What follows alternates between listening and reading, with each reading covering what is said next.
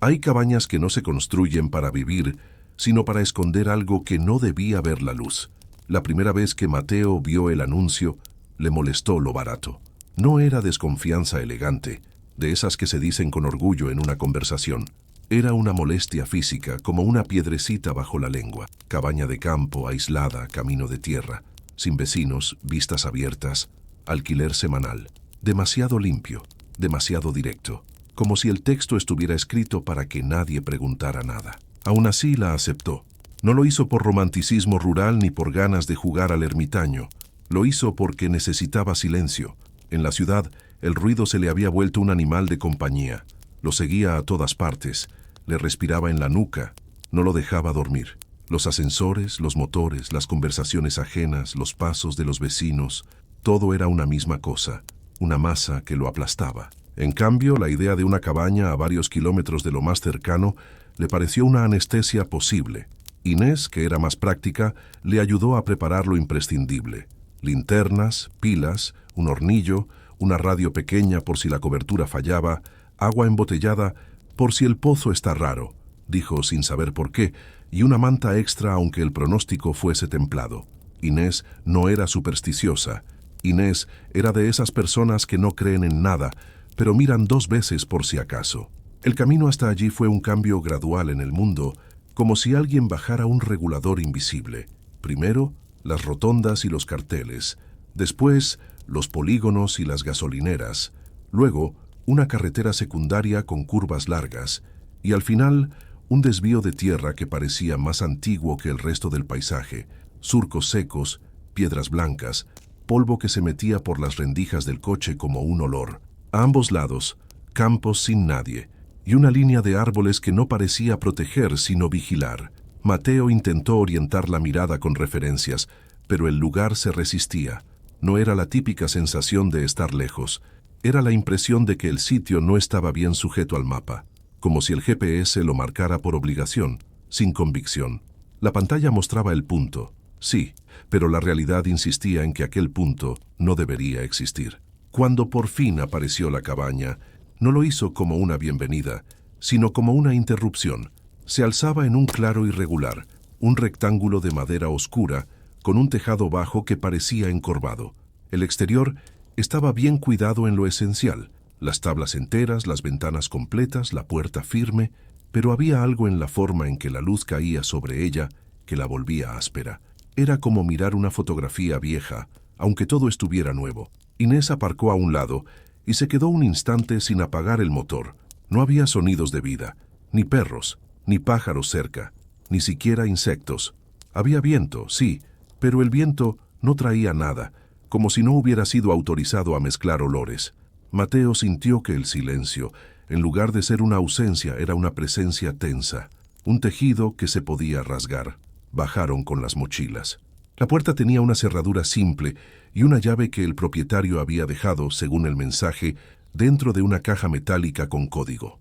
Mateo metió los dedos, giró los números, abrió. La llave estaba fría, más fría que el metal, como si hubiera pasado la noche en hielo.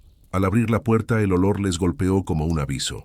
Madera vieja, humedad contenida y algo más, un matiz mineral que recordaba a piedra mojada. Dentro, la cabaña era de una sola planta, con una estancia principal y un pasillo corto hacia un dormitorio y un baño pequeño. Había una chimenea, una mesa sencilla, 2 sillas que chirriaron apenas al moverlas y un sofá tapizado con una tela que parecía limpia, pero demasiado rígida, como si nadie se hubiera sentado allí en mucho tiempo. Mateo recorrió la estancia con la mirada, buscando cosas concretas, enchufes, interruptores, grietas. Inés, en cambio, hizo lo que siempre hacía. Miró el suelo y se detuvo. Cerca de la chimenea, casi escondido por una alfombra, había un aro de hierro empotrado en una trampilla de madera. No una tabla suelta, ni un acceso improvisado. Una trampilla pensada para abrirse. Los bordes mostraban roces, como si se hubiera levantado muchas veces, o como si se hubiera intentado levantar con prisa. Inés apartó la alfombra con el pie. Mateo se agachó y rozó el aro. Estaba manchado de óxido, y de algo que no era óxido, una sombra mate que no reflejaba la luz igual. Mateo retiró la mano. No la abrieron. No todavía. Se convencieron de que era un acceso a un pequeño sótano o un hueco para guardar herramientas. Se dijeron que no tenía sentido ponerse raros. Se dijeron que eran adultos y que la sugestión era un truco barato del cansancio. Pero la cabaña no les permitió olvidar el aro. Las primeras horas pasaron en tareas pequeñas: colocar la comida en una alacena, comprobar el agua del grifo, encender la luz. Había electricidad, aunque el cableado parecía antiguo. El frigorífico hizo un ruido bajo, insistente, como un animal dormido. El baño tenía un espejo con motas oscuras en los bordes. Mateo las tocó y notó que no eran manchas, sino puntos donde el plateado del espejo se había ido, dejando una transparencia extraña, como si el vidrio no quisiera recordar lo que reflejaba. Al caer la tarde, el cielo se volvió de un color pálido, casi enfermo. No era el naranja típico de postal. Era un tono apagado, como si el sol tuviera fiebre. Inés salió a inspeccionar el exterior, el cobertizo, el perímetro, el camino. Mateo se quedó dentro intentando coger señal. El móvil marcaba una raya caprichosa, luego ninguna. La radio pequeña, en cambio, captaba algo, pero no era música ni noticias. Era una estática que cambiaba de intensidad como si respondiera a la respiración de alguien. Mateo giró la rueda buscando una emisora. Entre chasquidos, apareció una voz muy lejana, distorsionada, imposible de fijar. No se distinguían palabras. Era solo el contorno de un habla, el gesto de alguien intentando decir algo desde debajo del agua. Mateo bajó el volumen. Aún así, el sonido siguió unos segundos en su cabeza, como cuando uno se quita unos auriculares tras horas de ruido. Inés volvió al anochecer con una ramita en la mano. La dejó sobre la mesa. Era un trozo de madera seca, sí, pero tenía marcas, pequeños cortes paralelos, como si alguien hubiera tallado líneas con paciencia. No eran marcas de animal, eran demasiado regulares. Inés explicó sin explicar. Había encontrado varias así, clavadas en el suelo alrededor del claro, medio ocultas por hierba, palitos con marcas, como señales que el campo no quería mostrar. Mateo miró por la ventana.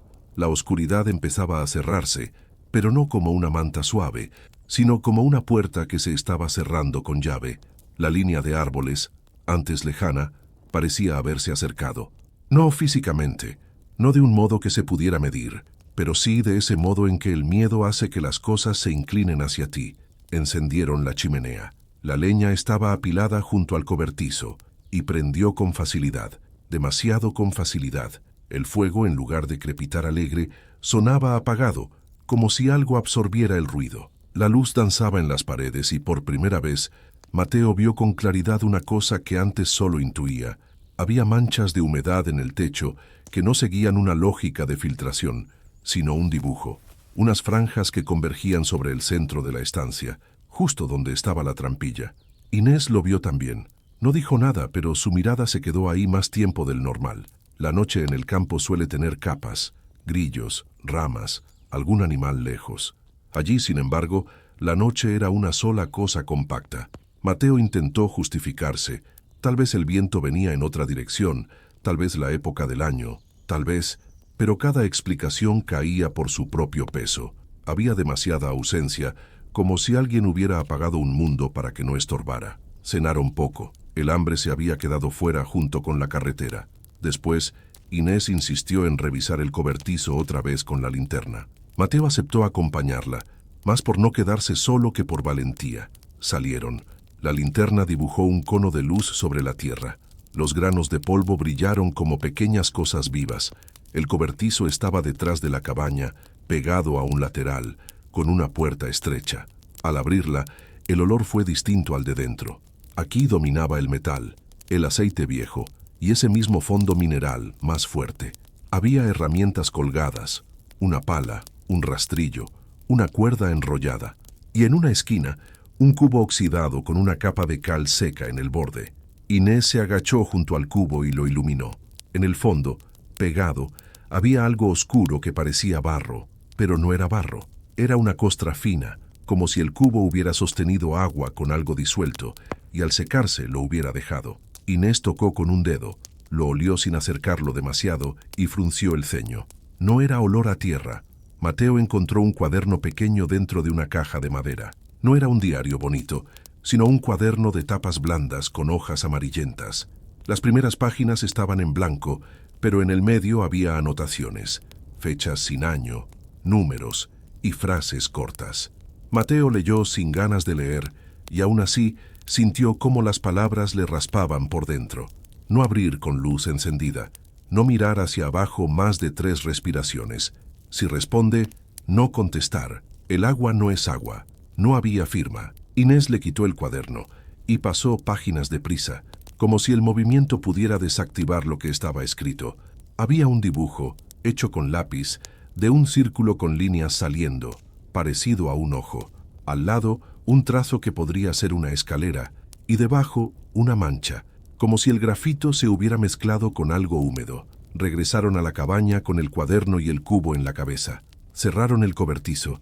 Mateo sintió que había hecho algo mal solo por abrir esa puerta, como si el lugar llevara la cuenta de lo que tocaban. Dentro, el fuego seguía, pero ahora la chimenea parecía una boca demasiado negra. La trampilla, en el centro de la estancia, se había vuelto imposible de ignorar.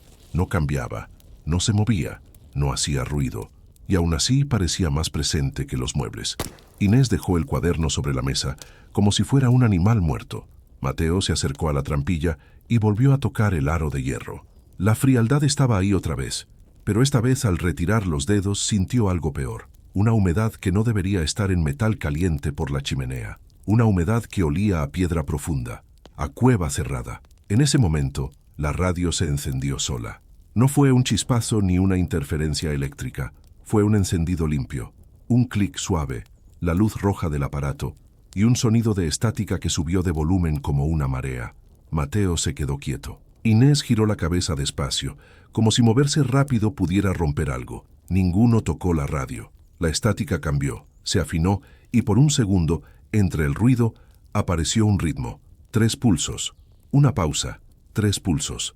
Como un código. Mateo se acercó y bajó el volumen con cuidado. Al hacerlo, la estática no disminuyó. Cambió de textura, como si se hubiera acercado. Entonces, sin que llegara a ser una palabra clara, se insinuó una voz, ronca y cercana, como si hablara desde la misma madera. No dijo un nombre, no dijo una frase completa, pero el timbre tenía intención, y la intención era suficiente para helarles la espalda. Inés apagó la radio de un golpe. El silencio que quedó fue peor que la estática, porque parecía un silencio ofendido. La chimenea lanzó una chispa alta. En el techo la mancha de humedad pareció oscurecerse, y desde algún punto bajo sus pies, no desde las paredes, no desde el exterior, llegó un sonido sordo, un golpe suave, como si algo hubiera apoyado una mano desde abajo contra la madera de la trampilla. Solo una vez. Mateo miró a Inés. Inés no miró a Mateo, miró al centro del suelo, como si su cuerpo supiera que, si apartaba la mirada, algo aprovecharía la distracción. Mateo tragó saliva y notó un gusto metálico, como si hubiera mordido una moneda. El golpe se repitió, esta vez más largo, arrastrado, como una uña pasando despacio. La cabaña parecía contener la respiración. Mateo se obligó a levantar la alfombra, solo un poco, para ver el borde de la trampilla. No había rendija por donde entrara aire, y aún así salió un olor frío, un aliento que no pertenecía a la superficie, un olor a agua estancada y piedra, con un fondo agrio, como si algo hubiera esperado demasiado tiempo en la oscuridad. Inés extendió la mano hacia el cuaderno. Lo abrió por la página del dibujo del círculo. Sin decir nada, señaló una frase que Mateo no había leído antes, escrita con letras más apretadas. Si la cabaña te deja oírlo, ya te ha elegido. Bajo la trampilla, algo volvió a moverse. Esta vez no fue un golpe, fue un roce continuo, como un cuerpo girando en un espacio estrecho, buscando el punto exacto donde la madera era más débil. Y entonces, desde algún lugar de la casa, tal vez el pasillo, tal vez el baño, se escuchó un goteo lento. 1, 2, 3. Como si, por fin, el agua hubiera decidido subir. El goteo no venía del techo. Mateo lo supo antes de comprobarlo, por una razón simple. El sonido tenía una densidad distinta, como si cada gota recorriera un trayecto más largo que el de una filtración. Era un goteo con eco, pero un eco íntimo, atrapado en madera y vacío. Aún así, se levantó, linterna en mano, y siguió el rastro como quien sigue un olor que no quiere reconocer. Inés se quedó junto a la trampilla, con el cuaderno abierto en la mesa, como si fuera una brújula inútil. El fuego de la chimenea le iluminaba los pómulos y le dibujaba sombras que no coincidían del todo con sus rasgos. No era un efecto teatral, era una desalineación leve, un error que el ojo detectaba sin saber señalar. Mateo cruzó el pasillo. Al fondo estaba el baño. La puerta estaba entornada. Empujó con los nudillos despacio y el goteo se volvió más claro, casi didáctico. Aquí. La linterna barrió el lavabo, el suelo, la ducha. No había charcos, no había humedad reciente en las juntas. El espejo seguía con sus puntos oscuros, esos agujeros donde el plateado se había rendido. Y sin embargo, el goteo persistía, viniendo de un lugar que no estaba en ninguna parte visible. Mateo apuntó al inodoro, al desagüe, al techo. Nada. Entonces, en el cono de luz, vio algo que no había visto al entrar. El desagüe del suelo, un pequeño círculo metálico junto a la ducha. Tenía agua acumulada, una lámina delgada que vibraba con cada gota, pero no caía nada sobre ella. La gota parecía surgir desde abajo. Mateo se agachó. La lámpara tembló en su mano. En la superficie del agua del desagüe, el reflejo de la linterna se deformó, y por un segundo no devolvió luz blanca, sino un tono apagado, verdoso, como si aquello no fuera agua limpia sino otra cosa, filtrada por piedra vieja. Acercó la oreja sin querer hacerlo. El goteo se escuchaba más fuerte, sí, pero debajo había otro sonido, un murmullo continuo, como una corriente lenta rozando un túnel, una corriente que no debería existir en una cabaña aislada con un grifo normal. La lámina del desagüe se onduló, no como cuando cae una gota, sino como cuando una mano se mueve debajo de la superficie, muy cerca, sin llegar a romper. Mateo retrocedió de golpe y la linterna golpeó la pared. El sonido del plástico contra azulejo retumbó como un disparo en aquel silencio compacto. Se quedó quieto, conteniendo la respiración, esperando que algo respondiera. Pero solo oyó el fuego apagado de la chimenea, lejano, y el goteo que seguía cayendo desde ningún sitio. Volvió al salón con un paso demasiado rápido para que fuera natural. Inés lo miró sin preguntar. Mateo no dijo nada. Se limitó a señalar con la barbilla hacia el baño, como si apuntar fuera más seguro que poner palabras. Inés cerró el cuaderno. Lo hizo con un gesto lento, casi respetuoso, como si al cerrarlo estuviera sellando una cosa que no era papel. Entonces, el golpe bajo la trampilla se repitió. Esta vez no fue un golpe aislado, fue una serie. 3 impactos suaves, una pausa, otros 2. Como si alguien ensayara una manera de comunicarse sin voz. La madera respondió con un crujido mínimo, un quejido viejo. Mateo no se movió. Inés se acercó al centro de la estancia y se agachó junto al aro de hierro. Su mano no lo tocó todavía. Se quedó flotando a pocos centímetros indecisa, como si la piel tuviera memoria de lo que la mente aún quería negar. El fuego chisporroteó por primera vez con auténtico sonido. Y esa chispa trajo una certeza. No era solo la trampilla lo que estaba bajo ellos, era la sensación de hueco, un hueco que no correspondía al tamaño de la cabaña, un hueco que parecía extenderse más allá del rectángulo de madera, como un subsuelo que no era de la casa sino del terreno. El cuaderno cerrado se deslizó unos milímetros sobre la mesa, como empujado por una vibración que venía del suelo. No era un movimiento dramático, era lo bastante pequeño para que alguien pudiera negarlo si quisiera, pero ambos lo vieron. Inés apartó la alfombra por completo. La trampilla quedó al descubierto, madera oscura con una veta que parecía una cicatriz. Mateo notó un detalle que se le había escapado antes. En el borde, donde la madera encajaba, había señales de uñas, no de animales, de manos humanas intentando abrir desde arriba o desde abajo. Inés por fin tocó el aro. La retiró al instante, como si el metal le hubiera mordido. No había sangre, pero sí una reacción involuntaria, un estremecimiento del brazo, un gesto que no se elige. Mateo se obligó a pensar en términos simples. Si debajo había un sótano, se miraba y se acababa la intriga. Si era un pozo, se cerraba y se largaban. Si era cualquier cosa absurda, se reían en el coche al día siguiente. Pero mientras intentaba sostener esa lógica, el olor volvió a escapar por las rendijas, piedra mojada y algo agrio, como materia orgánica que no ha visto aire en años. El olor no subía como una filtración, subía como una exhalación, Inés levantó la linterna y apuntó a la trampilla. La luz se volvió opaca al tocar la madera, como si el material absorbiera el brillo. Mateo se agachó al otro lado, puso los dedos en el borde y tiró. La trampilla cedió con un chasquido de succión. No fue un chirrido de bisagras, fue el sonido de algo que se despega de una superficie húmeda tras haber estado sellado. Un aire frío les golpeó la cara con un aliento que no pertenecía a ninguna noche del campo. Era aire de profundidad, sin plantas, sin polvo de carretera, sin animales, aire de hueco. Bajo la trampilla había una escalera de madera que descendía.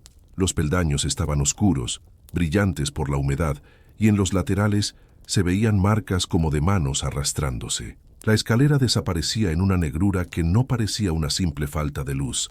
Era una negrura que tenía peso. Mateo apuntó con la linterna hacia abajo. La luz bajó unos metros y se detuvo en un vacío sin fondo. No alcanzaba a iluminar una pared. No alcanzaba a devolver forma. Era como si el espacio absorbiera la luz antes de permitirle tocar algo. El goteo, ahora, venía de ahí. Inés no bajó. Mateo tampoco. Pero la idea de no bajar se sintió por primera vez como una decisión que ya no estaba del todo en sus manos, como si el hecho de abrir la trampilla hubiera activado algo que necesitaba completarse. Mateo intentó cerrar, bajó la trampilla con cuidado, pero antes de que encajara, un sonido surgió del interior, no un golpe ni un roce, sino un suspiro prolongado, casi satisfecho, como si aquello hubiera notado el aire nuevo y lo hubiera degustado. Mateo cerró de golpe, con más fuerza de la necesaria. El aro vibró y el hierro golpeó la madera. Inés dio un paso atrás. Ambos se quedaron mirando el suelo, como si esperaran que la trampilla se levantara sola.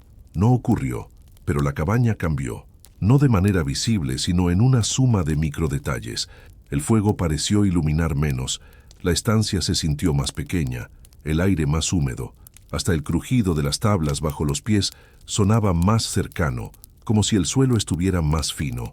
Mateo volvió a poner la alfombra, no para esconder la trampilla, sino para convencer a su cuerpo de que había una capa más entre ellos y lo de abajo. Inés recogió el cuaderno y lo guardó en la mochila. Luego sacó el móvil, lo miró sin esperanza, sin cobertura. Mateo se acercó a la ventana. Afuera la noche era un bloque, no había estrellas, no era nubosidad, era ausencia de cielo. El claro parecía rodeado por una pared de oscuridad donde los árboles se confundían con la nada. La linterna al apuntar iluminaba el polvo del aire, pero el borde del bosque seguía siendo un contorno sin detalle, como un dibujo sin terminar. En el cristal, el reflejo de Mateo y de Inés parecía normal, salvo por un detalle. Sus rostros reflejados estaban ligeramente retrasados respecto a sus movimientos, como una demora mínima, casi imperceptible, que no debería existir. Mateo levantó la mano. Su reflejo tardó un latido en levantar la suya.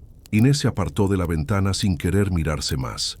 Decidieron irse al dormitorio, no por sueño, sino por agotamiento, por necesidad de encerrarse en un espacio aún más pequeño, donde el horror tuviera menos superficie para desplegarse. En el pasillo, el espejo del baño devolvió la luz de la linterna con un brillo triste. Los puntos oscuros del marco parecían más grandes. Mateo cerró la puerta del baño.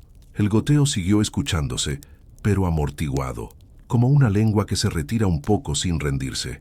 En el dormitorio había 2 camas individuales. La madera del cabecero estaba marcada con pequeñas incisiones, como si alguien hubiera contado días o noches con la punta de un cuchillo. Mateo no quiso tocarlas. Inés se sentó en la cama más cercana a la pared. Mateo se sentó en la otra, frente a la puerta. Apagaron la luz principal para dejar solo la linterna sobre la mesilla. La penumbra se hizo más densa, y en esa densidad el oído se volvió una herramienta cruel. Cada pequeño crujido de la cabaña parecía un mensaje. El goteo, lejos, seguía. 1, 2, 3. Y entre cada gota, un silencio que no era vacío, sino escucha. Mateo intentó pensar en el camino de regreso, en el coche, en la idea de marcharse al amanecer, pero el pensamiento se le deshacía, como si la cabaña no quisiera permitirle construir futuro. Cada vez que imaginaba la carretera, la imagen se le llenaba de niebla mental, como si no supiera cómo se salía de allí. Inés cerró los ojos. Mateo no pudo.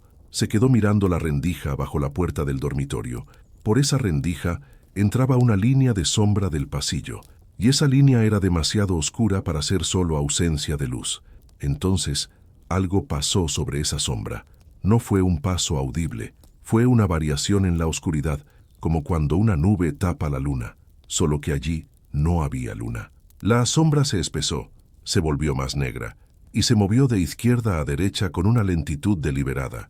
Mateo sintió que su estómago se contraía. No se atrevió a moverse. Su respiración se volvió superficial. La linterna sobre la mesa parpadeó una vez, como si le faltara energía, pero las pilas eran nuevas. La sombra bajo la puerta se detuvo, y en el silencio entre gota y gota, algo rozó la madera del pasillo, un sonido suave como uñas sobre tabla. No cerca de la trampilla, sino en el corredor, justo al otro lado de la puerta del dormitorio, como si aquello hubiera subido, o como si siempre hubiera estado arriba y solo ahora se permitiera pasear. Mateo tragó saliva. El sonido de su garganta le pareció demasiado alto, una provocación. Inés abrió los ojos de golpe, como si el cuerpo hubiera detectado el mismo peligro sin necesidad de explicación. Se miraron un segundo, sin palabras, sin gestos grandes, comunicándose con el miedo puro. La sombra volvió a moverse más cerca, pegada al borde inferior de la puerta, como si alguien se agachara para mirar por la rendija. No entró luz de linterna, no hubo respiración, solo un oscurecimiento más profundo y una presión invisible que parecía empujar el aire hacia adentro del dormitorio. Y entonces el goteo cambió. Dejó de sonar lejos. Sonó en el dormitorio, justo al lado de la cama de Inés, como si una gota hubiera caído sobre la madera del suelo. Un sonido único, claro, cercano. Mateo bajó la mirada. No vio charco, pero sí vio algo peor. Una pequeña mancha húmeda que se extendía lentamente desde la zona donde el suelo se unía con la pared, como si el agua viniera de dentro de la madera.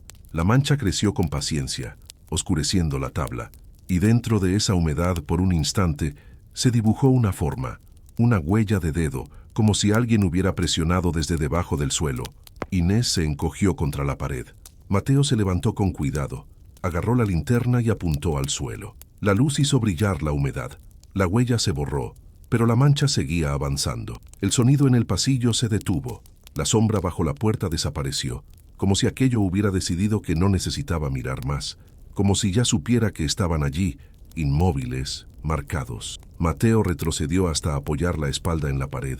Sintió la madera fría, húmeda, demasiado viva. El dormitorio parecía inclinarse ligeramente hacia el pasillo, como si la casa fuera un recipiente y alguien lo estuviera volcando lentamente. En la distancia, una bisagra del salón crujió. Luego, el clic suave de la radio volviendo a encenderse sola, aunque estuviera lejos. La estática subió como una marea, y en medio de esa estática, por primera vez, la voz se distinguió lo suficiente para que el cerebro reconociera su intención con una precisión insoportable.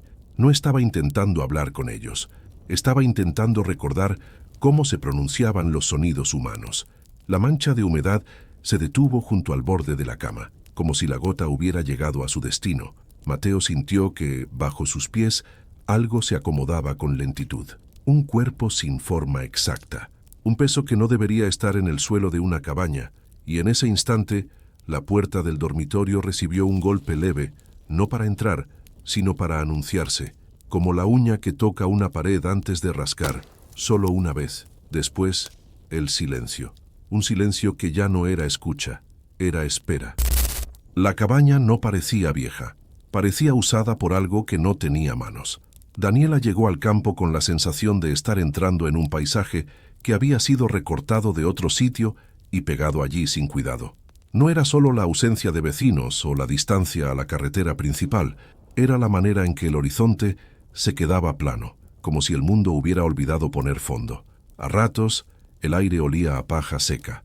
A ratos, olía a metal frío, como cuando se abre una caja de herramientas húmeda. Álvaro conducía sin música, no porque buscara solemnidad, sino porque el sonido del motor ya le parecía un ruido de más. Habían aceptado aquel trabajo por necesidad y por orgullo, reparar una cabaña heredada por un familiar lejano de Álvaro, ponerla habitable para venderla o alquilarla, unas semanas de arreglo, unas fotos bonitas, y vuelta a lo de siempre. Eso había sido el plan.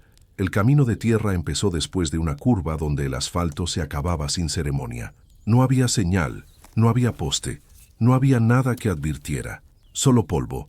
Daniela miró por la ventanilla y vio los campos extendidos como una sábana rugosa, y más allá, una franja de árboles que no se movían, aunque el coche levantara viento. Cuando por fin divisaron la cabaña, fue como ver una herida mal cerrada en mitad del terreno.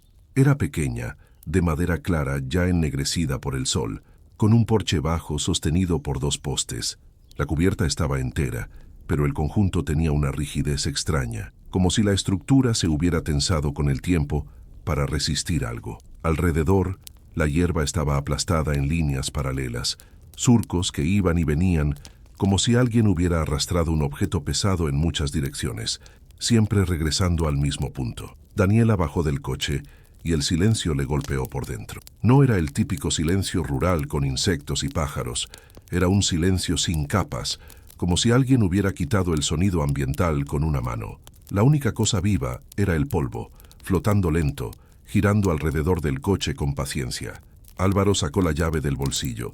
La llave no venía en un llavero ni en una bolsita, venía suelta, con un trozo de cinta vieja pegada al metal. En la cinta, un número escrito a bolígrafo, borroso, como si se hubiera mojado y secado muchas veces.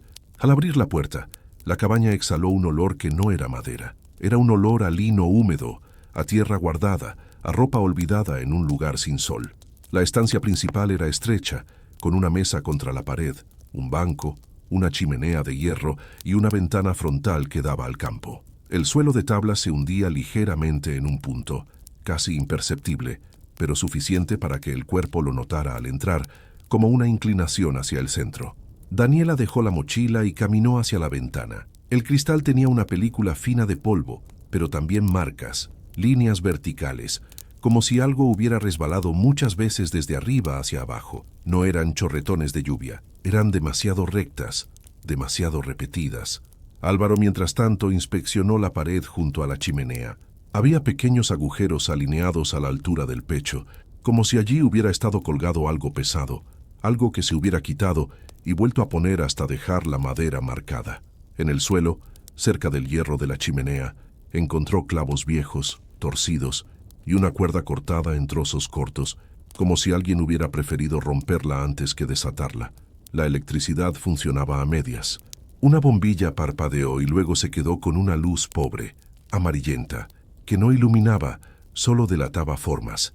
El agua del grifo salía con presión irregular. A veces una corriente normal, a veces un hilo que parecía respirar, y el olor del agua, al principio neutro, dejó un fondo mineral que se pegó al paladar tras el primer sorbo. Daniela lo escupió al fregadero sin decir nada. Se limpió la boca con el dorso de la mano y miró a Álvaro como si buscara una excusa. Él levantó los hombros como si lo raro fuera una molestia y no una señal. Salieron a revisar el perímetro antes de empezar a descargar herramientas. Detrás de la cabaña, el terreno bajaba hacia un pequeño bosquecillo. Allí, entre la hierba alta, había más surcos. No surcos de tractor, no de animal. Eran marcas de arrastre, como si algo hubiera sido arrastrado por la fuerza o por la costumbre. Las líneas convergían todas en un punto específico, una zona donde la tierra estaba más oscura, como si se hubiera removido muchas veces. Álvaro se agachó y tocó el suelo. Estaba húmedo, y no había llovido. Daniela se acercó y vio, en la tierra oscura, algo que no era piedra. Un fragmento de madera astillado con pintura blanca en una cara. Parecía parte de una tabla de cartel o de una puerta. Tenía un trazo de letra, solo una curva, como una O incompleta. Al lado algo más pequeño, una astilla con un borde redondeado como de marco. Daniela sintió un cosquilleo en la nuca. Miró alrededor buscando el origen, pero no había nada. Solo el campo inmóvil y la franja de árboles que seguía sin moverse. Volvieron a la cabaña y empezaron a trabajar en lo más básico. Revisar el techo desde el porche, levantar una tabla suelta del suelo, comprobar si la chimenea tiraba. La jornada pasó con normalidad forzada. Cada gesto cotidiano se convertía en un intento de imponerse sobre el lugar, como si martillar un clavo pudiera borrar la sensación de que allí había reglas previas. Al caer la tarde, Álvaro encontró un hueco bajo el banco junto a la mesa. Era un compartimento sencillo, una tapa de madera. Dentro había objetos que parecían de alguien que se fue con prisa. Una libreta vieja sin tapa, una navaja oxidada, un trozo de tela doblada y un pequeño espejo de mano con el vidrio opaco. Álvaro sacó el espejo y lo limpió con la camiseta. El vidrio no aclaró. La opacidad parecía venir de dentro. Daniela cogió la libreta. Las páginas estaban manchadas. En algunas había números, en otras dibujos rápidos. El dibujo más repetido era una figura alargada, sin detalles, y alrededor líneas paralelas, como los surcos que habían visto fuera. En una página, una frase escrita con letra apretada. No arrastres nada. Si lo haces, te seguirá el camino. Daniela pasó otra hoja. Otro apunte. Si marcas el suelo marca de vuelta. No había fecha, no había nombre. Álvaro soltó una risa corta, seca, como un intento de ridiculizarlo. Pero la risa murió rápido, porque en ese momento, desde afuera, se escuchó un sonido que no encajaba con nada del campo. Un arrastre lento sobre tierra. Ambos se quedaron quietos. El sonido se repitió. Más cerca. No era un paso. Era como un saco pesado siendo tirado, dejando un rastro. Daniela miró hacia la ventana frontal. La luz del atardecer hacía que el polvo del cristal pareciera una piel. Algo se movió fuera, pero no en vertical como un cuerpo caminando. Se movió a ras del suelo, bajo, como si la cosa no quisiera levantar altura. Álvaro agarró la linterna y salió al porche. El aire estaba más frío de golpe, como si el sol se hubiera ido sin despedirse. La linterna dibujó un cono sobre la hierba. Allí estaban los surcos, más claros ahora que el polvo del día se había asentado. Y lo que no estaba antes, una línea nueva, fresca, aún húmeda, que venía desde el bosquecillo hasta el lateral de la cabaña, como si algo hubiera sido arrastrado hasta allí, mientras ellos estaban dentro. Daniela bajó un escalón del porche, pisó sin querer la línea húmeda. Sintió bajo la suela una resistencia blanda, como barro recién removido. Se apartó de inmediato. En la huella que dejó, la humedad se oscureció, y por un segundo, pareció brillar como aceite. Álvaro siguió la línea con la linterna. La línea terminaba justo bajo una de las tablas del porche, en una rendija, como si aquello se hubiera metido debajo. Álvaro se agachó para iluminar la rendija. El haz de luz no entró. Se quedó en la madera, como si la oscuridad absorbiera el brillo. No era falta de ángulo, era una negrura que no devolvía nada. Entonces, desde debajo del porche, llegó un sonido húmedo, casi orgánico, un roce como de piel mojada contra madera. Daniela retrocedió. Álvaro también, pero más lento, con esa obstinación de quien no quiere aceptar que algo simple lo asusta. La linterna tembló. El roce se repitió, más largo, como si aquello probara el borde, buscando un lugar por donde salir. La cabaña, detrás de ellos, crujió. No un crujido normal de madera asentándose. Fue un crujido que subía por las paredes, como si el edificio entero respondiera a una presión desde abajo. Entraron de golpe. Cerraron la puerta. El cierre sonó demasiado suave, como si la cerradura no tuviera fuerza para prometer protección. Dentro, la bombilla parpadeó. Se apagó. Se encendió. Se apagó. En el último parpadeo, Daniela vio algo en el suelo que no recordaba haber visto. Marcas nuevas, líneas paralelas de barro oscuro sobre las tablas, como si alguien hubiera arrastrado algo desde la puerta hasta el centro de la estancia. No había barro en sus zapatos. Álvaro miró lo mismo. Los dos levantaron la vista al mismo tiempo, siguiendo la dirección de las marcas. Las líneas convergían en el punto donde el suelo se hundía ligeramente. Ese hundimiento que antes parecía un defecto de estructura, ahora parecía una boca cerrada, una zona donde la casa cedía de manera intencional. La linterna, apoyada contra la mesa, iluminó el centro del suelo. Allí, entre las tablas, había un hilo de humedad emergiendo. Una línea fina que se dibujaba sola, como si alguien estuviera trazando desde abajo con una uña mojada. La libreta en manos de Daniela se abrió por una página distinta sin que ella la moviera, como si el peso del papel se ajustara solo. La frase que quedó a la vista era breve, escrita con una presión que casi rompía la hoja. Cuando la casa empieza a marcar, ya no eres visitante. El arrastre afuera volvió a escucharse, pero esta vez no venía del bosque. Venía de alrededor de la cabaña, rodeándola, como si algo se arrastrara en círculo, trazando surcos nuevos en la tierra, apretando el perímetro. Con cada vuelta, el sonido parecía más cercano, más pegado a las paredes. La bombilla dejó de parpadear. Se quedó fija, pero con una luz enfermiza. Daniela miró hacia la puerta temiendo verla vibrar. La puerta no se movió. Lo que vibró fue el suelo, muy poco, como el temblor leve de una máquina encendida en otra habitación. Y entonces una marca apareció en el centro de las tablas, una línea recta, húmeda, que avanzó un palmo y se detuvo, como si el suelo estuviera escribiendo. Álvaro se arrodilló sin pensar, acercó la cara, intentando entender. Daniela lo agarró del brazo para frenarlo, pero él se soltó con un tirón brusco. La línea se bifurcó, formando un ángulo y luego otro. No era un charco expandiéndose, era una escritura lenta, deliberada, como si debajo hubiese alguien usando el agua como tinta. Daniela sintió que el aire se espesaba. El olor a humedad aumentó y trajo un matiz agrio, como tela mojada guardada con carne. La madera bajo sus pies pareció más fría, y en el silencio entre los arrastres de afuera se oyó un sonido distinto, interior, un raspado leve como uñas contra la cara inferior de las tablas.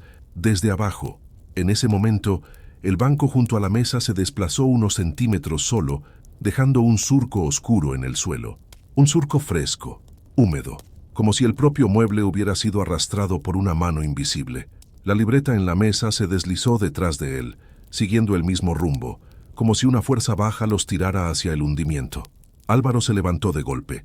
La expresión que tenía ya no era obstinación, era la conciencia clara de una amenaza sin forma. Agarró la mochila, buscó las llaves del coche. Daniela hizo lo mismo, con manos torpes, como si el miedo le hubiera quitado coordinación. El arrastre afuera se detuvo. Hubo un silencio breve, tenso, y luego un sonido nuevo, un golpe bajo el porche, como si algo hubiera probado la resistencia de los postes. El golpe se repitió, pero no en el mismo punto. Se oyó cerca de la puerta, luego cerca de la ventana, como si aquello se moviera rápido, sin levantar del suelo. Daniela se acercó a la puerta con la linterna. La luz atravesó la rendija inferior y reveló algo que no debería estar allí. Una sombra pegada al suelo, extendida, sin altura, como una mancha de aceite que respiraba. La sombra se movió lentamente, buscando el borde. Daniela retrocedió. Notó que la humedad del centro de la casa había crecido. Las líneas ya no eran una sola figura, eran una especie de entramado, como surcos en miniatura. De pronto, algo crujió bajo la madera. El hundimiento en el suelo se dio un poco más, apenas 1 centímetro. Pero ese centímetro fue suficiente para que el aire cambiara. Un olor más profundo subió, un aire viejo que no había sido tocado en mucho tiempo. Y con ese aire subió un sonido, un roce húmedo, satisfecho, como si debajo algo hubiera encontrado por fin el punto débil. Las marcas en el suelo dejaron de avanzar, como si aquello ya hubiera terminado de escribir lo que necesitaba. La bombilla se apagó de golpe y el interior quedó iluminado solo por la linterna de Daniela, que temblaba. En el haz de luz, el centro del suelo brilló con humedad, y en esa humedad, por un instante, se formó una palabra incompleta, no por letras, sino por surcos más oscuros. Daniela no logró leerla entera, porque en ese momento, desde debajo de las tablas, algo empujó una vez, con fuerza lenta, como un hombro enorme intentando subir sin prisa, y el suelo respondió con un gemido largo, un lamento de madera al límite.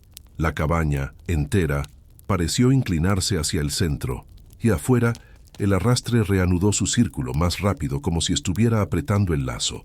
La casa volvió a enderezarse, pero no porque el peligro hubiera pasado, sino porque había decidido otra manera de entrar. Daniela no supo en qué momento dejó de escuchar el campo. La idea de afuera, el aire, el espacio abierto, el camino, se fue borrando, sustituida por un interior que se estrechaba, por paredes que parecían acercarse 1 milímetro cada vez que respiraba. La linterna iluminaba el centro del suelo, ese hundimiento mínimo que ahora tenía un sentido claro. No era un defecto, era una costumbre. La madera cedía ahí porque había cedido muchas veces. Álvaro sujetaba las llaves del coche con tanta fuerza que el llavero le marcaba la palma. No decía nada, pero su manera de mirar la puerta era la de quien teme que la puerta no sea salida, sino boca. Daniela, con la libreta aún en la mano, sintió el papel húmedo en los dedos, como si la casa hubiera empezado a sudar a través de los objetos. El arrastre en el exterior seguía girando, pero ya no era un círculo limpio. Había cambios de dirección, pausas, reanudaciones, como si lo que se movía estuviera probando el terreno, trazando un dibujo más complejo que un simple perímetro. Cada vez que el sonido se acercaba a una pared, ésta respondía con un crujido muy leve, como si la madera reconociera el roce y lo aceptara. Daniela se acercó un paso al centro del suelo y apuntó con la linterna. La humedad se había organizado. No era un charco azaroso. Eran líneas, surcos finos que corrían paralelos, juntándose y separándose como nervios. En algunos tramos, la madera parecía hinchada, como si hubiera absorbido agua desde abajo durante horas. En otros, la superficie estaba lisa, recién humedecida como un rastro. Álvaro, con voz ausente, hizo un gesto con la barbilla hacia el banco que se había movido solo. El banco no había vuelto a su sitio, estaba desplazado, y el surco oscuro que había dejado era demasiado recto para ser una vibración casual. Daniela miró el suelo desde la puerta hasta el centro. No solo había una marca, había varias casi invisibles, como si objetos hubieran sido arrastrados por la casa durante días, repetidamente, hasta que el suelo aprendió la dirección. Sin querer, Daniela abrió la libreta por la página donde estaba la frase de los surcos. La letra parecía más profunda ahora, como si la tinta se hubiera oscurecido sola. Le dio la impresión de que el papel estaba más pesado, como si llevarlo encima fuera a arrastrar un pedazo del lugar. Álvaro caminó hacia la ventana para mirar el coche. En el segundo en que se apartó del centro de la estancia, el suelo emitió un pequeño chasquido, como un dedo doblándose. Álvaro se detuvo. Daniela también. La linterna tembló. Luego, una vibración suave recorrió las tablas, no como un temblor de tierra, sino como un movimiento interno, algo que se desliza por debajo buscando hueco. La vibración se detuvo justo bajo el banco desplazado, y el banco se movió de nuevo, 1 centímetro, arrastrándose hacia el hundimiento como atraído por un imán. Álvaro reaccionó tarde. Cuando se lanzó a agarrar el banco para frenarlo, la madera estaba húmeda y fría, y la humedad no venía del aire sino de dentro, como si el banco hubiera sido sumergido. Al tocarlo, Álvaro soltó un sonido breve, de rechazo, y retiró la mano. La palma le quedó brillante, no de agua clara, sino de una película aceitosa. Daniela apuntó con la linterna a la mano de Álvaro. La película reflejó la luz con un destello verdoso, una tonalidad que recordaba al agua de un desagüe profundo. Álvaro se limpió contra el pantalón y el tejido quedó manchado de una sombra más oscura, como si el líquido no quisiera dejar de estar. El arrastre afuera se detuvo de golpe. Ese silencio fue peor, porque la casa respondió con un crujido general, una especie de ajuste, como cuando un animal grande se acomoda antes de saltar. La bombilla seguía apagada y el interior dependía de la linterna, un único ojo tembloroso. La puerta vibró una vez, muy leve. No fue un golpe, fue como si algo se apoyara con peso, probando la resistencia. Luego, la vibración se desplazó hacia la pared derecha, como si lo que estaba fuera se moviera sin levantarse, pegado al suelo. Daniela retrocedió un paso. Sintió que la humedad del centro aumentaba, y no por extensión, sino por intensidad. El olor a tela mojada con algo agrio se hizo más fuerte, un olor que no pertenecía a la naturaleza. Era un olor humano degradado, sin ser sangre ni podredumbre evidente. Era un olor de cuerpo encerrado demasiado tiempo en un lugar sin aire.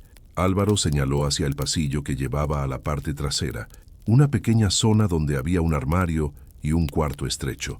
Daniela no recordaba haberlo mirado con detalle. Habían entrado, habían visto una cama plegable y poco más. Pero ahora con la linterna, el pasillo se veía distinto. La pared al fondo parecía más cerca de lo que debería, como si el corredor se hubiera acortado. Caminaron hacia allí por necesidad de moverse, por instinto de huir hacia cualquier sitio que no fuera el centro que cedía. Cada paso sobre las tablas sonaba húmedo. La madera, antes seca, ahora parecía haber absorbido agua en silencio. Al fondo del pasillo, el pequeño armario tenía la puerta entreabierta. Daniela no recordaba haberla dejado así. Álvaro la empujó con 2 dedos.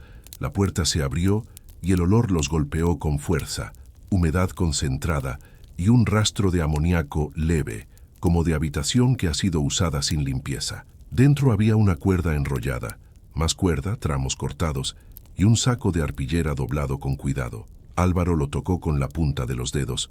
La tela estaba húmeda, y al levantarla un poco, Daniela vio en el fondo del armario algo que no era tela, marcas en la madera, surcos finos, paralelos, como los del exterior, pero en vertical, como si algo hubiera sido arrastrado arriba y abajo allí dentro durante mucho tiempo. Daniela iluminó esas marcas y vio que no estaban limpias. Entre los surcos había una sustancia oscura seca, pegada en líneas. No era barro de campo, parecía residuo viejo, como tierra mezclada con algo orgánico que se deshizo. Álvaro cerró el armario con un golpe demasiado fuerte. El golpe retumbó y viajó por la casa. Daniela sintió la vibración en las plantas de los pies, y desde el suelo, justo bajo ellos, llegó una respuesta, un raspado breve, como uñas contra madera. No en el centro. Aquí. Daniela se quedó helada. Miró al suelo del pasillo. La linterna reveló algo nuevo. Una línea húmeda avanzaba por la junta entre dos tablas, saliendo de debajo del armario, como si el armario estuviera conectado a una humedad interna. La línea se movía con intención, serpenteando, y se detenía cuando Daniela intentaba seguirla, como si supiera que estaba siendo observada. Álvaro dio un paso atrás hacia la estancia principal. Daniela lo siguió. El pasillo parecía más largo ahora, como si la casa lo estirara en sentido contrario. La sensación no era solo mental. La distancia hasta el salón se sintió mayor, el aire más denso, y el sonido de sus propios pasos se volvió más amortiguado, como si caminaran sobre un suelo cubierto por una capa invisible. Al llegar al salón, Daniela notó que el banco se había movido más, arrastrado hacia el hundimiento. La mesa también se había desplazado unos milímetros. No era un terremoto, era una coreografía lenta, objetos que la casa recolocaba con paciencia. Álvaro intentó ir a la puerta de entrada, tiró del pestillo y empujó. La puerta no se abrió, no porque estuviera cerrada con llave. El pestillo cedió con normalidad, pero la puerta ofreció una resistencia, como si del otro lado hubiera presión, como si el exterior se hubiera vuelto compacto, pegajoso. Álvaro empujó con más fuerza. La madera crujió. La puerta se movió un par de centímetros y se detuvo. Por la rendija entró un olor a tierra recién removida, pero también algo más. Ese olor a tela húmeda y agrio, ahora mezclado con campo. Daniela apuntó con la linterna hacia la rendija inferior. Vio la sombra otra vez, pegada al suelo como una mancha viva. Pero ahora no era solo una mancha. Tenía forma, aunque fuese mínima. Un contorno alargado, como un cuerpo sin altura, un bulto que parecía deslizarse. La sombra no proyectaba hacia un lado. Parecía ser la propia ausencia de luz, como si la linterna no pudiera tocarla. Entonces, la sombra se detuvo justo frente a la rendija, y el suelo del interior respondió. El hundimiento del centro emitió un crujido más profundo, como un hueso bajo presión. Las tablas se separaron una fracción de milímetro. Daniela lo vio porque la humedad, al expandirse, se metió por esa separación, brillando como una vena. Álvaro dejó de empujar la puerta. Miró al centro.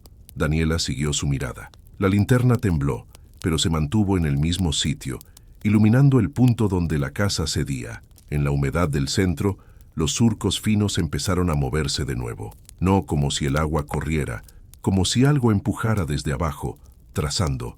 Las líneas se reorganizaron, se cruzaron, y durante unos segundos se vio una figura clara, un símbolo que parecía un ojo alargado, rodeado de paralelas. Daniela sintió un impulso absurdo de apartar la mirada. No lo hizo, y ese fue el error, porque al fijarse en el símbolo, tuvo la certeza de que el símbolo también la fijaba a ella. No era una metáfora, era una sensación física. El estómago apretado, la nuca caliente, la impresión de que la piel era un lugar abierto. El arrastre afuera reanudó su movimiento, esta vez no en círculo, esta vez en línea recta, hacia el porche. El sonido se acercó rápido, y junto a él, golpes suaves en la madera inferior de la pared, como si algo probara puntos débiles con una cabeza o con un hombro sin forma. Álvaro retrocedió hacia la ventana frontal, mirando el coche. Daniela lo siguió. Por el cristal, la linterna reflejó polvo y marcas, y más allá, el coche estaba ahí, pero parecía más lejos, como si el espacio entre la cabaña y el coche se hubiera estirado. Álvaro golpeó el cristal con el nudillo, como si eso pudiera comprobar la realidad. El sonido fue sordo, como si el vidrio fuera más grueso. Entonces, el coche hizo algo que ninguno de los dos esperaba. Las luces se encendieron solas, un destello breve, y se apagaron. Volvieron a encenderse más fuerte y se apagaron otra vez, como una señal. Daniela pensó en una batería fallando, en un sistema eléctrico extraño, pero el coche estaba apagado y las llaves seguían en la mano de Álvaro. Aún así, las luces parpadearon una tercera vez, y en ese parpadeo, en el reflejo del cristal, Daniela vio algo detrás de ellos. No una figura entera, no un rostro, solo un bulto oscuro, pegado al suelo del salón, deslizando su forma hacia el centro, siguiendo los surcos ya marcados. La mancha se movía con una suavidad húmeda, sin sonido propio, salvo por el leve roce de algo mojado contra madera. Daniela se giró de golpe con la linterna. No vio nada, solo el suelo húmedo y el banco desplazado. Pero en el punto donde la sombra había estado, quedó una marca nueva, un surco oscuro, fresco, como una huella de arrastre, y junto a esa marca, un rastro de fibras, como hebras de arpillera mojada, desgarradas, pegadas a la tabla. Álvaro empezó a temblar de verdad. Su cuerpo ya no sostenía la idea de aguantar. Daniela notó que su propia respiración se había vuelto ruidosa. La casa parecía escucharla. El hundimiento del suelo se dio un poco más. Esta vez fue visible. Las tablas se hundieron unos centímetros, como si debajo hubiera vacío listo para tragar. Un aire frío subió en una bocanada, cargado de ese olor agrio. Y con el aire subió un sonido, un murmullo bajo, no de voz humana, sino de fricción. Algo grande moviéndose en un espacio estrecho, acomodándose para subir. Álvaro agarró una silla y la lanzó sobre el centro del suelo, como si tapar el punto con peso fuera una solución. La silla cayó, resbaló sobre la humedad y fue arrastrada lentamente hacia el hundimiento, como si el suelo tuviera pendiente.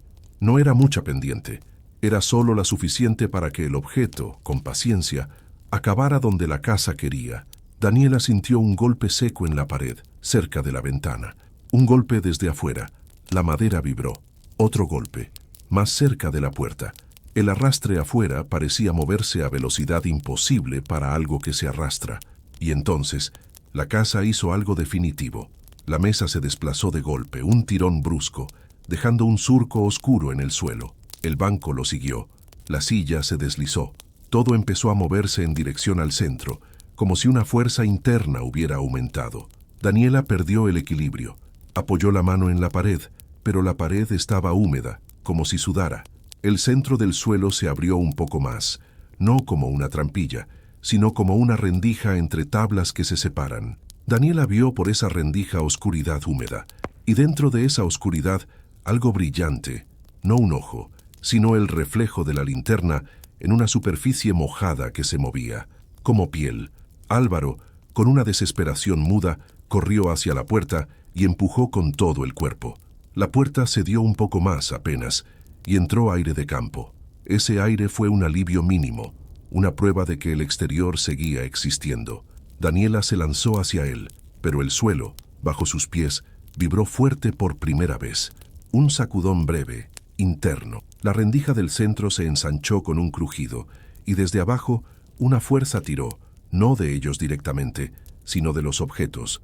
La mesa se deslizó, chocó con la pared, y el golpe hizo que la linterna de Daniela saltara de su mano y rodara por el suelo. La luz giró barriendo la estancia como un faro enloquecido. En ese giro, durante un instante, iluminó lo que estaba pegado al suelo, cerca del centro. No era una sombra. Era algo material, bajo, extendido como un cuerpo envuelto en arpillera empapada. No tenía altura, solo volumen aplastado. Y sobre esa tela había marcas paralelas, surcos que la atravesaban como si hubieran pasado por encima, arrastrándola una y otra vez. La cosa se movía con una lentitud húmeda, y donde rozaba la madera, dejaba un rastro. La linterna giró y la luz se fue, pero la imagen ya había entrado. Álvaro abrió la puerta al fin lo suficiente para sacar el brazo. El aire de fuera entró como una bocanada. Daniela se lanzó hacia esa abertura, y entonces, desde debajo del porche, una fuerza empujó hacia arriba. El suelo del porche crujió, los postes se quejaron, y la puerta se cerró de golpe, como si algo desde afuera la hubiera empujado en sentido contrario. Álvaro quedó dentro. Daniela también. La cerradura hizo clic por sí sola, seca, como un sello. La casa acababa de decidir que no se salía por la puerta. En el centro, la rendija se ensanchó de nuevo y el olor agrio subió con violencia. La linterna, en el suelo, se detuvo apuntando justo hacia la abertura. La luz tembló sobre la oscuridad húmeda y en esa oscuridad algo se movió hacia arriba con paciencia, como un cuerpo que no necesita prisa, porque el lugar le pertenece. La cabaña estaba en pie, pero alrededor todo parecía haber sido evacuado por la naturaleza.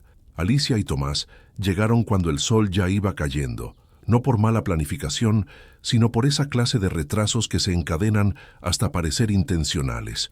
Una carretera cortada, un desvío sin señal, un tramo de tierra donde el coche avanzaba con la torpeza de quien no quiere despertar nada. La ruta los llevó entre campos que ya no estaban cultivados del todo y manchas de maleza que crecían como si hubieran reclamado un territorio sin dueño.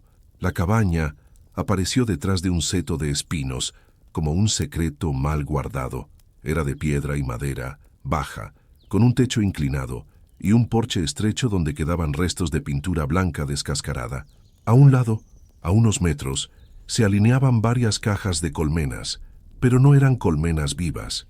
Eran cajas grises, sin abejas, sin zumbido, con las tapas torcidas como si alguien las hubiera abierto y abandonado sin cerrar. Tomás dejó el coche y miró el colmenar con una incomodidad que no supo nombrar. En el campo, el zumbido suele ser una prueba de normalidad. Allí no había ni una vibración, ni insectos, ni pájaros cerca. El aire estaba limpio y a la vez cargado de algo dulce y agrio a la vez, como miel fermentada en un tarro olvidado. Alicia caminó hacia la puerta de la cabaña con las llaves en la mano. Las habían recibido por mensajería, sin persona, sin explicación, un sobre sin remitente, la dirección escrita con letra impersonal y una nota breve: no dejen comida fuera, si oyen el colmenar, entren. Ninguna firma, ninguna cortesía. Se habían reído en el coche, una risa corta, por quitarle importancia. Pero al ver las cajas vacías, la frase se les quedó pegada por dentro. La llave entró en la cerradura con un clic suave. La puerta, al abrirse, no chirrió. Eso fue lo primero que les pareció extraño. Una puerta rural que no se queja suele ser una puerta demasiado usada o demasiado nueva. Esta era vieja pero obediente. Dentro, la cabaña olía a madera seca y a humo antiguo, un olor que parecía incrustado en las paredes. Había una estancia principal con chimenea, una mesa pequeña, 2 sillas y una repisa llena de tarros vacíos alineados con obsesión. Tarros de cristal con restos de etiquetas arrancadas, como si alguien hubiera querido borrar de qué estuvieron llenos. En la esquina, cerca de la ventana, había un armario bajo. Encima del armario, un sombrero de apicultor colgado de un clavo. La malla estaba rota en varios puntos, como si algo la hubiera rasgado desde dentro. Alicia dejó la mochila en el suelo. Tomás inspeccionó la chimenea. En el interior había ceniza vieja y sobre la ceniza algo que no debería estar: pequeñas alas secas, transparentes, en montoncitos, como si alguien hubiera barrido el suelo de un colmenar y lo hubiera vaciado allí. Tomás apartó una con el dedo. Se deshizo en polvo. Alicia se acercó a la ventana. El cristal estaba limpio, demasiado limpio para un lugar abandonado, y eso daba una sensación rara, como de escenario preparado. Desde allí se veían las colmenas, cajas alineadas en 2 filas, ligeramente inclinadas, algunas con la tapa levantada, y alrededor hierba alta, pero extrañamente despejada en un círculo cercano a cada caja, como si algo hubiese trazado una zona de exclusión. Alicia giró la cabeza y vio los tarros vacíos. Había por lo menos 30, todos en fila, todos con la misma distancia, un orden que no era de almacenaje, sino de ritual. Tomás abrió el armario bajo. Dentro había ropa doblada con cuidado, guantes de cuero, un mono de apicultor manchado y una máscara más, esta intacta, con la malla negra tensa. Al tocar el mono, notó que estaba rígido, no por suciedad, sino por algo endurecido, como si se hubiera empapado y luego secado sin lavar. Alicia encontró una libreta en el cajón de la mesa. No era un cuaderno de notas casual, era un registro. Páginas llenas de fechas y anotaciones cortas. Revisión, cambio de reina, alimentación, pérdida. Las primeras semanas eran normales. Luego, de pronto, el tono cambiaba. Zumbido sin abejas. cajas calientes por dentro. No abrir cuando calla. Miel negra. No probar. Alicia pasó páginas más rápido. La letra se volvía más apretada, más urgente. Si te miran desde la ranura, no les des aire. Las tapas pesan aunque estén vacías. Hoy conté más alas que cuerpos. Tomás levantó la vista al oír un sonido exterior. Era tenue, pero distinto. Un chasquido, como madera golpeando madera. Salieron al porche. El aire estaba más frío de lo que debería a esa hora. Las colmenas seguían quietas. Nada se movía, pero el chasquido se repitió, más claro. Una de las tapas, la de una caja al final de la fila, se levantó unos milímetros y volvió a caer, como si alguien la empujara desde dentro y luego la soltara. Alicia se quedó clavada. Tomás agarró la linterna del coche y apuntó hacia el colmenar. La luz recorrió la fila. En varias cajas, la tapa no estaba bien apoyada. Eso lo habían visto. Lo nuevo era la forma en que la linterna parecía perder brillo cuando iluminaba las ranuras. No era un efecto óptico. Era como si el negro de esas rendijas absorbiera la luz, tragándola. Tomás dio un paso hacia la primera caja. Alicia lo siguió, pero se quedó medio metro detrás, como si su cuerpo supiera que acercarse era un contrato. El suelo alrededor de las colmenas estaba extraño. La hierba alta se detenía en un círculo limpio. Dentro de ese círculo, la tierra estaba dura, apelmazada, como si algo pesado hubiera vibrado allí durante mucho tiempo. Tomás se agachó y tocó el borde del círculo. La tierra estaba tibia. No había sol suficiente para calentarla así. Alicia miró a su alrededor. El campo seguía sin sonidos. Ni un grillo, ni un pájaro, solo el roce suave del viento y, por debajo, una sensación de presión, como si el aire tuviera más densidad junto al colmenar. Tomás se inclinó para acercar la linterna a una ranura de la caja. Alicia, sin saber por qué, miró la ranura opuesta, como si esperara algo, y lo vio. No fueron abejas. No fue un enjambre. Fue un brillo húmedo, breve, como un ojo detrás de una rendija. Un reflejo que no pertenecía a un insecto, sino a una superficie lisa, grande, que se movió muy despacio, como si detrás hubiera algo que respiraba. Alicia retrocedió un paso sin querer. Tomás no lo vio, o no quiso verlo. Colocó la mano en la tapa y tiró. La tapa, pese a estar torcida, pesaba demasiado, como si la caja estuviera llena de algo denso. Tomás hizo fuerza. La tapa cedió un poco, soltando un olor dulce y agrio que los golpeó como un mareo. Miel fermentada, pero también otra cosa, un fondo metálico, casi eléctrico, como el olor antes de una tormenta sin que hubiera nubes. Tomás levantó la tapa un palmo. La linterna iluminó el interior. No había panales, no había cera.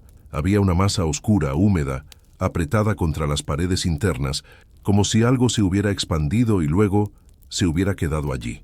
La masa brillaba, y en su superficie había cientos, tal vez miles, de pequeñas alas pegadas, como si alguien las hubiera prensado en esa sustancia, alas secas atrapadas en un cuerpo viscoso. Tomás hizo un sonido ahogado y soltó la tapa. Cayó con un golpe sordo. El chasquido retumbó en el campo inmóvil. Y entonces, como si ese golpe fuera una señal, todas las colmenas respondieron, no con abejas, sino con tapas moviéndose. Un levantamiento leve, una vibración en cadena, como respiraciones sincronizadas. El campo se llenó de un sonido nuevo, muy bajo, una vibración que no era zumbido de insecto, sino algo más grave, más lento, como una garganta enorme intentando imitar el zumbido. Alicia sintió la vibración en los dientes. La nota del sobre volvió a su cabeza. Si oyen el colmenar, entren. Tiró del brazo de Tomás. Volvieron hacia la cabaña casi corriendo. La vibración detrás de ellos aumentó, como si las cajas se activaran con su huida. El sonido no era rápido, era persistente, como un motor que se pone en marcha. Entraron y cerraron la puerta. El interior les pareció más oscuro, aunque todavía quedaba luz exterior. Tomás dejó la linterna sobre la mesa. Alicia abrió de nuevo la libreta con manos torpes, buscando más instrucciones, como si el papel pudiera enseñarles a respirar. Encontró una página donde alguien había escrito con letra temblorosa, casi arañando la hoja. No es un enjambre, es un hueco que aprendió a usar alas. La chimenea sin fuego soltó un olor más fuerte a ceniza. Alicia miró dentro y sintió un escalofrío. Las pequeñas alas secas en la ceniza parecían haberse reorganizado, formando una línea, como si el aire que entró al abrir la puerta las hubiera movido con intención. Tomás fue al armario y sacó la máscara intacta de apicultor. Se la puso por reflejo, como si cubrirse la cara fuera una defensa. La malla negra le oscureció los ojos. Alicia lo miró y sintió que, con la máscara, Tomás parecía menos humano, más parecido a una cosa preparada para entrar en un lugar peligroso. El zumbido grave del exterior subió de volumen. Ya no era una vibración lejana, era un sonido que parecía pegarse a las paredes. La ventana vibró, apenas. Alicia se acercó. Afuera, las colmenas seguían en su sitio, pero alrededor de ellas el aire parecía moverse de un modo distinto. No era viento, era como una oscilación, una densidad que se ondula. Y entonces en el cristal apareció algo, no un insecto, no una abeja golpeando. Fue una mancha oscura, húmeda, que se pegó al vidrio por dentro, como si hubiera salido de la propia casa. Una gota espesa que descendió lentamente, dejando una estela. Y en esa estela se quedaron adheridas pequeñas alas, como una lluvia de fragmentos. Alicia retrocedió, y al hacerlo, vio el origen, la repisa de los tarros vacíos. Uno de los tarros, el del centro, estaba ya no vacío. En el fondo había una capa de líquido negro espeso que no reflejaba bien la luz. Alicia se acercó sin querer. El líquido parecía moverse con lentitud, como si respirara. Tomás, con la máscara puesta, también lo vio. Dio un paso hacia el tarro, y el zumbido exterior cambió de tono como una respuesta. Alicia sintió que la casa se había convertido en parte del colmenar, que la línea entre fuera y dentro se había borrado. El tarro tembló, no por vibración del suelo, tembló como si algo dentro golpeara el vidrio desde abajo. Una vez, luego 2 golpes más suaves, el mismo patrón con el que la primera colmena había movido su tapa. Alicia apartó la mirada del tarro y miró el sombrero de apicultor colgado en la pared. La malla rota parecía abrirse como una boca, y bajo esa boca, en la madera, se veían marcas pequeñas, arañazos agrupados, como si muchas cosas diminutas hubieran intentado salir por el mismo punto. El zumbido exterior subió otro nivel. La puerta vibró, las ventanas vibraron, el suelo vibró. No era ruido, era presión. Tomás se giró hacia Alicia, la máscara negra ocultándole la expresión, y dio un paso hacia ella como si fuera a señalar algo o a protegerla. En ese instante, de la malla de la máscara intacta, la que Tomás llevaba puesta, asomó una gota negra, espesa, desde dentro hacia afuera, como si algo estuviera produciendo líquido en la misma tela. La gota avanzó por la malla y se quedó colgando, pesada, como miel negra. Alicia sintió el impulso de arrancarle la máscara. No lo hizo, porque detrás de la malla, en vez de ver los ojos de Tomás con claridad, vio un brillo húmedo moviéndose, como si algo detrás estuviera ocupando el hueco de su mirada. Y el zumbido, por fin, dejó de parecer del exterior. Pareció venir desde dentro de la cabaña, desde los tarros, desde la chimenea, desde las paredes que habían guardado alas demasiado tiempo. La gota negra colgó de la malla como si pesara más que la gravedad. Alicia no supo si lo que veía era un efecto de la linterna, un reflejo torcido en la red o una deformación nacida del miedo. Pero la gota estaba ahí, espesa, lenta, y no se desprendía.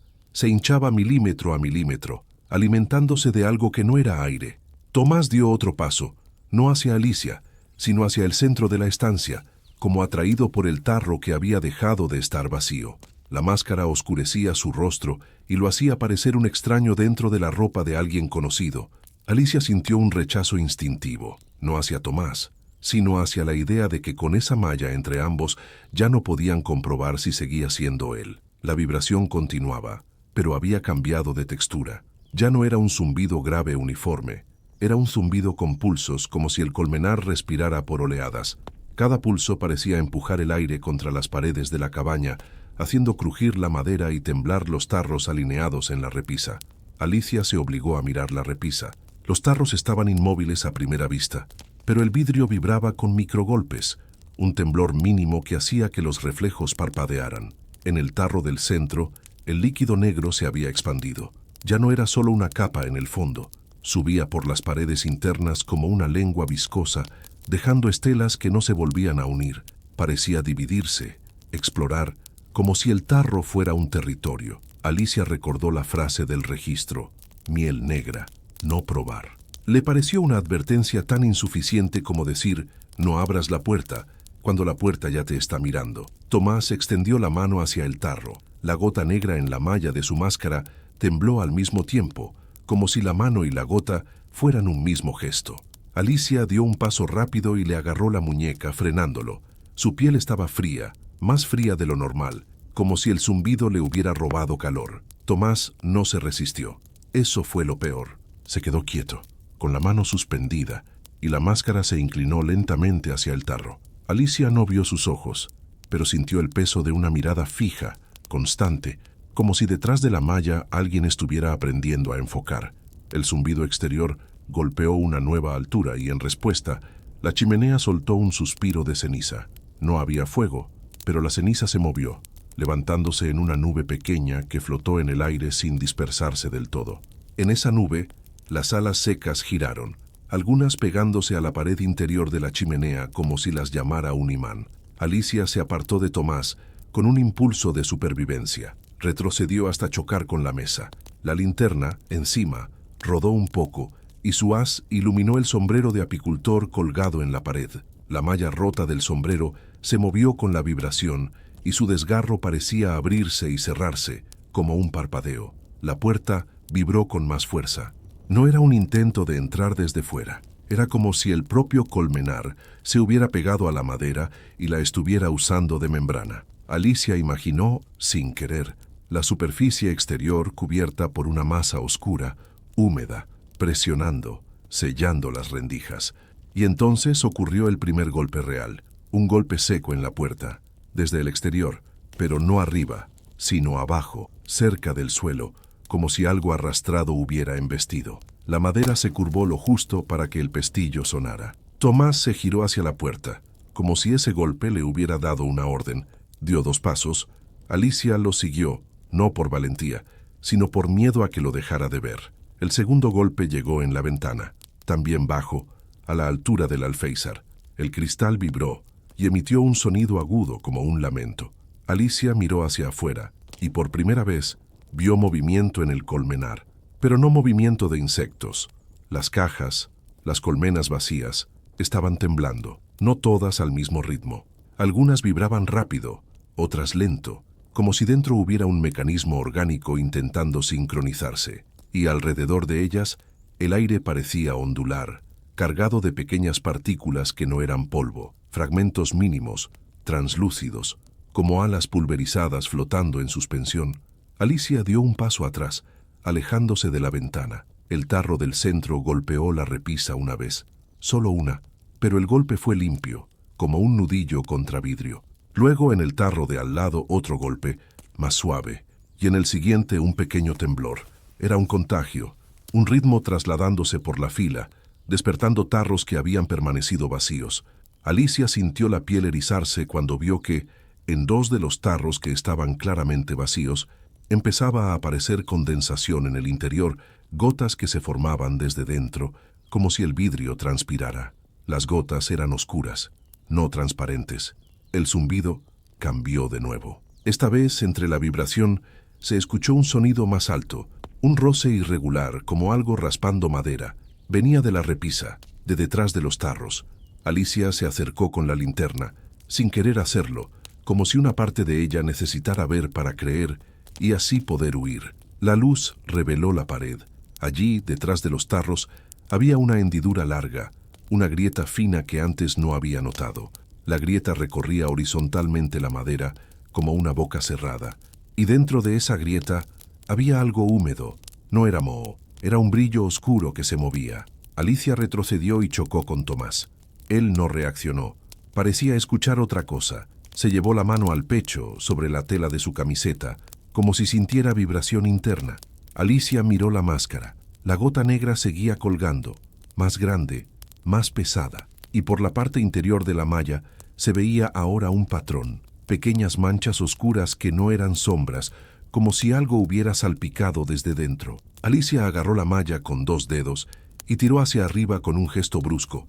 buscando arrancarle la máscara. La malla se resistió, no por la goma, sino por algo viscoso, como si la máscara estuviera pegada a su piel desde dentro con miel negra. Alicia tiró más fuerte.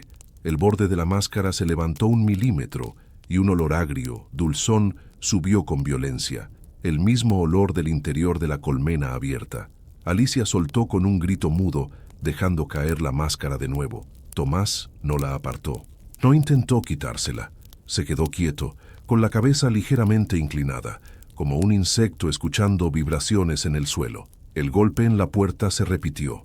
Esta vez, 3 golpes seguidos, rápidos, como si algo quisiera imitar el patrón de un llamado humano. El pestillo vibró, y la madera se arqueó lo suficiente para que una finísima línea de luz exterior apareciera en el borde. Esa luz no era blanca, era amarillenta, como filtrada por polvo o por alas. Alicia miró el suelo cerca de la puerta. Por la rendija inferior empezó a entrar una sustancia.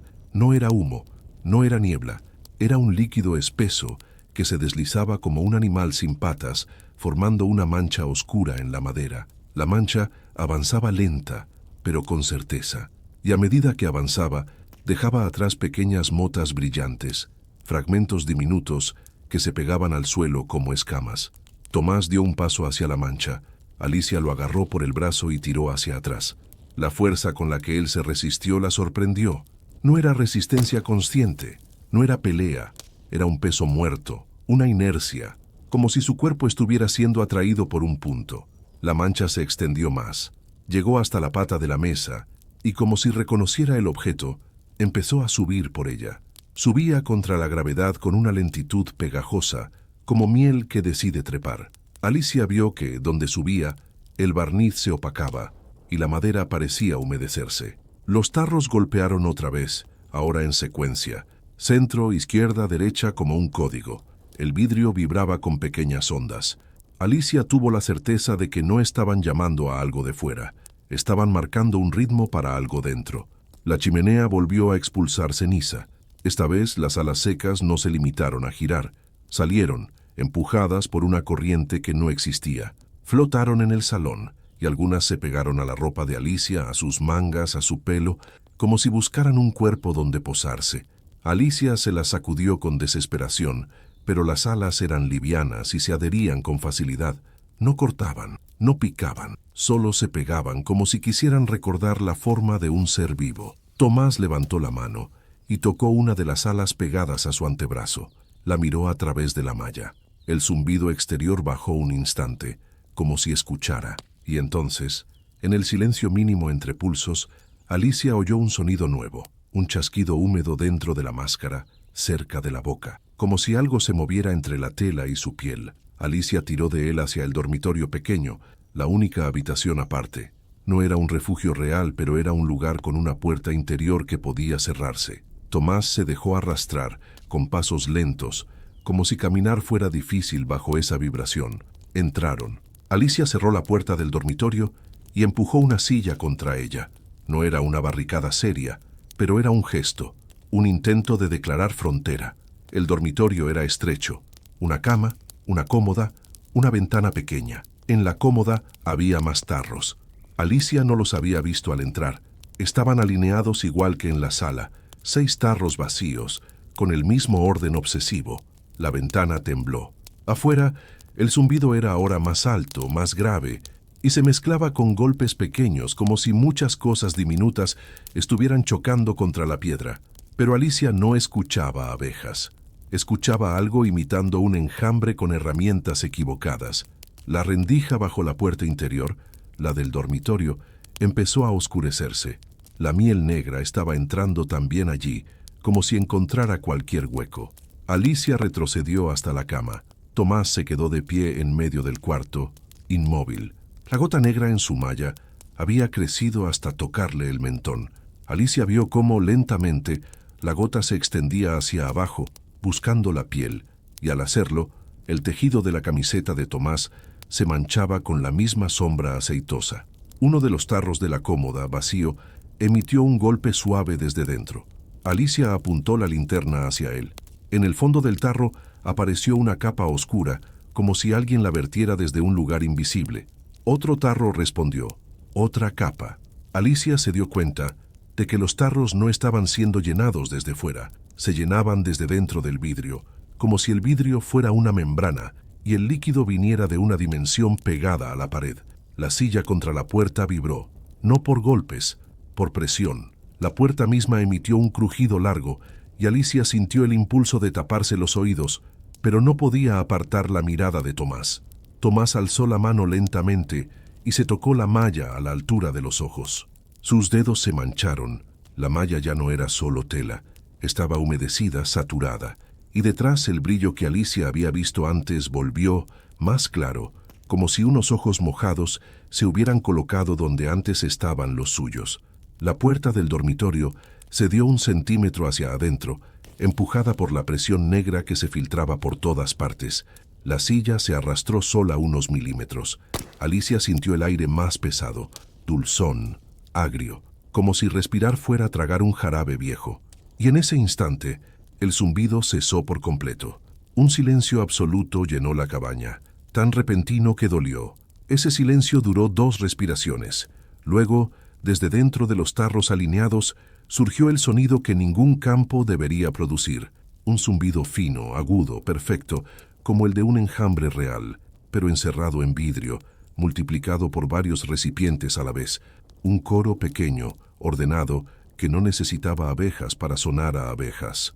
Alicia vio cómo el líquido negro dentro del tarro central subía por el vidrio y al llegar a la boca formaba una protuberancia, una burbuja que empujaba hacia afuera, como si el tarro intentara abrirse desde dentro sin romperse. Tomás dio un paso hacia los tarros, atraído. Alicia quiso agarrarlo otra vez, pero sus manos estaban llenas de alas pegadas y miedo.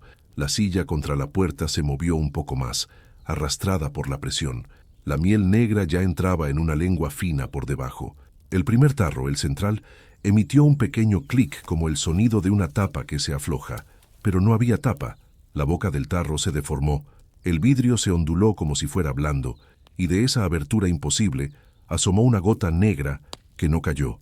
Se quedó suspendida temblando como si estuviera decidiendo dónde posarse, y por primera vez Alicia sintió con claridad que el colmenar no quería devorarlos de golpe, quería recubrirlos, quería volverlos un recipiente más.